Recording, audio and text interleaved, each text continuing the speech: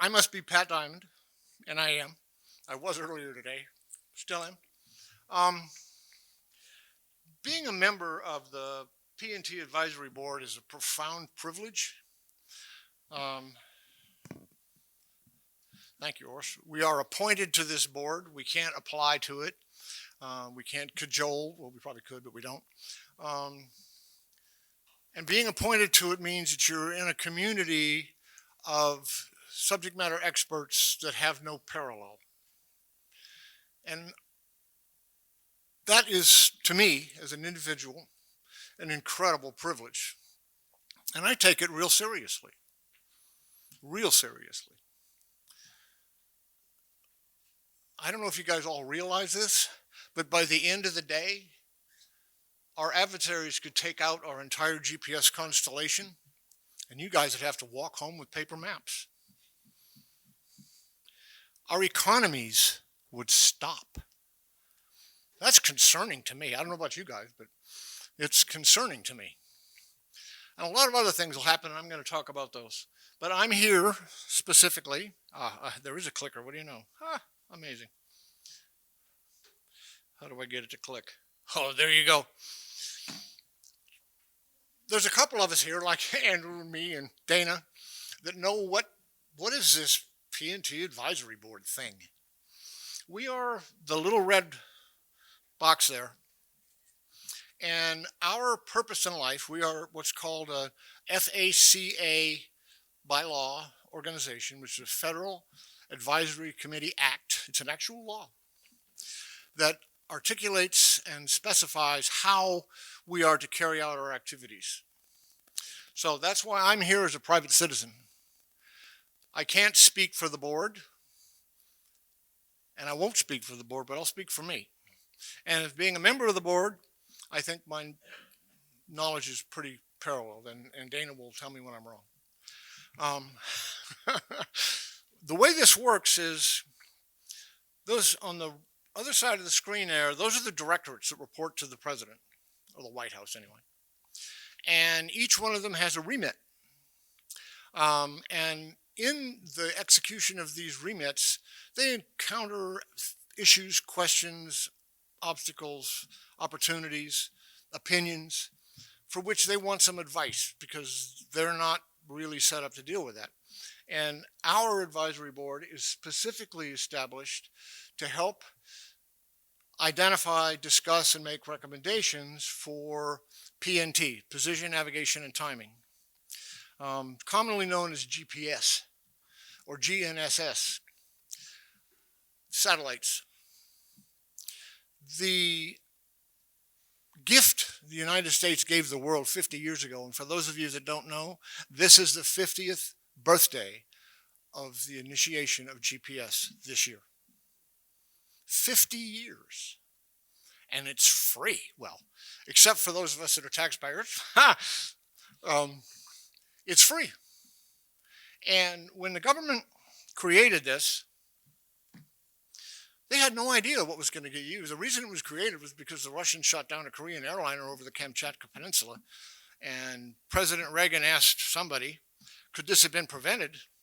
And he was told, yes, if that Korean airliner had had GPS, they would have known where they were and they wouldn't have flown over that area. So President Reagan, in his intimate wisdom, said, give it to everybody. And there we go. The one thing the government didn't have a clue to, how's it going to get used? They figured it'll help people get around, and it does. It does, for sure. But what's happened is, over all these years, a variety of industries, a variety of entrepreneurs, a variety of educational institutions, and a variety of government organizations have found very, very creative and important ways to use this invisible utility that's just there, right? It's incredibly reliable. Other than the 13 microsecond wander off, was that SV25? We had one SV wander off 13 microseconds a few years ago, and half of the other satellites started going that direction before somebody caught it and they stopped it, and that was it. One event in 50 years. That's not bad. It's tolerable. All these different industries, these are what are called critical infrastructures according to the United States Department of Homeland Security. Each one of those critical infrastructures, why are they critical? Because they profoundly impact the economy of the United States. And by the way, they profoundly impact the economy of Canada. And by the way, they profoundly impact the economy of South Korea. And all of the Five Eyes, South Korea and India and Brazil, are so dependent upon GPS, if it went away, they would do the same thing we would do, and that is come to a screeching halt. And I don't know about you guys, but I don't want that to happen. So that's my passion, and that's why I'm here, talking to you guys about this, because you can have an effect. This used to be a technology question. It's no longer a technology question, thanks to some of the gentlemen that are in this room. It's now a policy question. And the policy under being pursued is, do we know how to provide complementary PNT capabilities? And by the way, I said complementary PNT because the Department of Transportation just recently released their complementary PNT action plan, which I have a link to here. I suggest you look at it. It's excellent. It provides a roadmap of processes for being able to survive an issue with GPS. Well, what if GPS goes away? Who cares? Well, we had a couple of occurrences pretty recently. First of all, there's 7 billion devices on the planet that use this. 7 billion? That's a whole bunch. That's several Chinas and Indias. And it's almost the entire population of the world. You would think everybody has a GPS chip implanted in the back of their right ear. Not so much. These satellites have grown, and the technology has been involved significantly. We're now doing Group 3, so we've upgraded the satellites, and the incredible innovation by entrepreneurs and companies and entities that use this as their fundamental capability is amazing. And that's a really good thing because all kinds of new stuff's coming out of this. It's also very risky because we don't have a backup. I'm going to repeat that. We don't have a backup. Guess who does? China. They have a complete backup to their entire Baidu system. And I know they do because I helped them design it 20 years ago, before they were the enemy. Russia has a system they call Chaka, which is kind of like Eloran that we have here. So if they lost GLONASS and Baidu, they'd keep just kind of trucking along. It might be somewhat limited, but they're not going to come to a halt because they have a backup. The United States government has spent 20 years admiring this problem, and I'm going to give Mr. Gower here credit for the term admire because he was the first one to use it. I think it's amazing when you think about that. It's not that they haven't done anything about it. They just, you get a couple of government guys together, and they start talking about the GPS and its lack of resilience, and then they go have lunch. That's got to come to an end, folks. This room of people here, you have the opportunity to advance the policy of let's make sure we don't fall into this hole. Let's do something about this. And what is that something? Well, in my opinion, and Andrew led the organizational analysis in 2019-2020 by the DOT to look at all the different alternatives for GPS, and they came up with a solution or a resolution that said, yep, there are alternatives, but there is no one-size-fits-all answer. That was incredibly important because until they did what they did, nobody knew. It was strictly a commercial undertaking. It finally became something that the U.S. government was focusing on. And believe me, they are focusing on it, which is incredibly heartening to me. So in my wandering around, I do augmentation. I'm a time distribution guy. I don't navigate. I can find my way out of the bedroom because there's one door, but other than that, I'm pretty lost. But time transfer, I do that marginally well. I understand it. So my focus in my role on the advisory board has been to look at time transfer mechanisms, because without T, you don't have N and P. I don't know how much you guys know about that stuff, but that's a fact. If you don't have precise time, you don't navigate, and you don't know where you are, which is not always a bad thing, but in this case, it's not a good thing. So what do we do? How do we get precise time all over the vast spaces of Canada and the US and have it the same time everywhere? I know, let's use GPS. Can't do that. You have to have a system that can facilitate nationwide equivalent communication. So whether you're in San Diego, or whether you're in Boston, or whether you're in Seattle, or whether you're in Miami, your precise time is identical within a few nanoseconds. So any systems that you would use that have to cross these boundaries have the ability to use event correlation, which is the only thing time's good for, to a high level of precision. And I don't know if any of you ever had a chance to see Grace Harper speak, Admiral Harper, who was in the Navy. She's about this big. She invented basic computer programming language. She retired from the U.S. Navy at 84. I had the good fortune twice to go to seminars that she put out. And you walk into the auditorium, and everybody goes to sit down, and they find a wire on their chair. Okay? So you move the wire. You can sit on it if you want to, but they move the wire. And then Grace comes out on stage. She's a tiny little lady. And she walks up and down the stage, back and forth, back and forth. And she looks at the audience and says, does everybody have their nanosecond? That's how far light travels in a nanosecond. That set the tone. She was talking about something that's probably pretty important. And in the world of time transfer, nanoseconds are everything, because once you lose one, you don't get it back. That's one of the curiosities about time transfer, is any time lost in transfer can never be regained. So that's why it's so important and so difficult to design networks that can operate that way. Give you a couple ideas here. In Denver, we had a GPS outage. That was 36 hours, right? Yeah, about that. The source became identified, but it was never publicly known. And I'm not going to tell you who it was, even though I know. But it just came and it went. And while it was gone, things were in a horrible mess, and there were no alternatives. And not too long after that, we had another case in Dallas that was 42 hours. Never did find out what caused that. But it caused a similar kind of a disruption to infrastructure. Infrastructure is what enables us to go about our daily lives, and we don't even think about it. We just expect it to be there. What happens if it's not?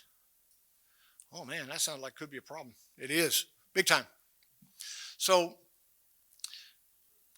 we have to find mechanisms as societies and governments and populations to not be in this at-risk position.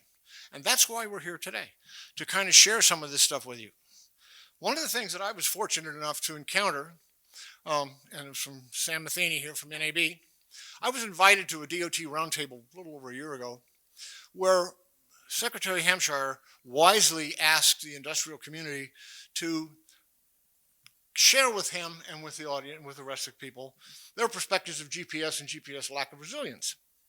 And they did, and it was astounding, some of the things that were said. The first person that spoke is a lady named Catherine Condello. Maybe you don't know her. But Secretary, she's very well known in the government. She represents Lumen. Secretary Hampshire asked her, says, Catherine, have you got something you'd like to say? She said, yes, I do. So she stood up, and Catherine is far from shy. And she looked right at him and said, I have one thing to say. If GPS is really that important to the US government, act like it. And then she sat down. The audience was like, right? So it went around the table and I got Sam. Sam says, I'm with NAB and we have this thing called ATSC 3 and we can do precision time and precision location. When I heard precision time, my ears picked up because that's what I look for. So after that, we connected, and here we are 15 months later with the ability to actually transfer time with extraordinarily high precision across the entire United States and Canada reliably. It's amazing, and I want to thank these guys because they did it. I've had nothing to do with it except rah, rah, rah, and stand up here and yak. Why is it important? Well, Executive Order 13905, presidents do executive orders, by the way. You guys don't have one of those, but you probably have executive orders. I don't know if you do or not. Anyway, the responsible use of PNT. Department of Transportation was made accountable for this happening. They're doing their best, and they're doing a hell of a good job, but it is a monstrous task to do. But this is on the books now. SPD 7, Space Policy Directive 7, is on the books now. It identifies who in the government owns this problem, which never happened before. And that's you got to start somewhere. Might as well be at the top. And it's a joy to work with them. I guarantee you it is. Recently, as I said, the Department of Transportation released their CPNT or Complementary PNT Action Plan. And the link to it is down there on the bottom. And I encourage all of you to print it out and read it because it's completely applicable to the Canadian country as it is to the United States. It's not US unique. It's important. It needs to happen. It would just be a real tragedy if we don't do anything about this. So when I say time transfer, what am I talking about? Well, these are three of the critical infrastructures that you have here commonly that we have. And they use time in order to function. Mobile wireless networks. These bloody things, right? This is radio hooked to a computer. That's all it is. Unfortunately, the radio uses a modulation technique called time division duplex. And because of that, it's like TDMA. It has to be managed by time by the transmitter. And the transmitters have to be synchronized. That's the maximum. 1.1 microseconds relative to UTC, Universally Coordinated Time, which comes from the Universal Weights and Measures Facility in France, called BIPM. So you've got 250,000 base stations in the United States, all of them synchronized by radio within plus or minus 550 nanoseconds of each other. They're not all in the same room, folks. They're not hooked together by wires. That's a challenge. And if it goes away, well, your phone wouldn't ring. Well, it would actually. Whatever cell you happen to be in, your phone would continue to function. But if you crossed a cell boundary, you would drop the call. That's the effect of time on mobile wireless networks. Equity trading systems. Who cares? The government. The Europeans and the Americans, I don't know if you have it here. I guess you guys follow SEC. I don't know what you do. Anyway, the timestamp accuracy of every component of a trade has to be within 1 microsecond of UTC at the point the timestamp is created, not days later. And in a typical trade, there's 247 instances of timestamp. It's not just goes in one, comes out the other. It's amazing the circuitous route that all that information relative to an equity trade takes. And every time it goes in and out of a process, it has to be timestamped. And the timestamp has to be that accurate. You're not going to get that from your Rolex, I guarantee you. Power grid. You guys have a power grid. We have a power grid. If we had only one kind of power plant, we wouldn't need this. Because the format of the power being generated would be absolutely identical everywhere. Well, that's not the way it works. We have oil-fired, nuclear, gas-fired, coal-fired. We have wind, we have solar. And each one of them produces a form of energy that's in a format that's not compatible with the power grid. So how the hell do we use it? Every substation has a machine in it called a microphaser or a synchrophaser. And what this contraption does is it aligns the phase of all of the different kinds of power within a microsecond so that they're compatible with the power grid and we don't lose any power. That's kind of important. So that's what we use this for. BPS can provide this. It can provide us with the time we need. Why? Well, first of all, the infrastructure is already there, so the government can't ask the question, who's going to pay for this? The broadcasters did already. All right? They can't say no. All these different components that you're going to hear about later from the experts. I am not an ATSC expert. It is a solution, one of them. We need to pursue it. We need to pursue it with zeal. And that's happening. In the U.S., it's happening today. And hopefully it'll happen here. What is it? I'm going to show you 3 slides, and I'm not going to try to explain them because I'm not very good at it. This is basically how time delivery is done over BPS. And down there at the very front end is where the timestamp goes. And this is just a RF signal coming out of a TV tower. And at the front end of it is a timestamp and a little bit of data. Pretty clever.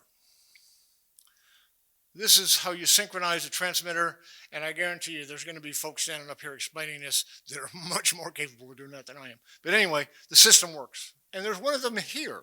You're going to see it.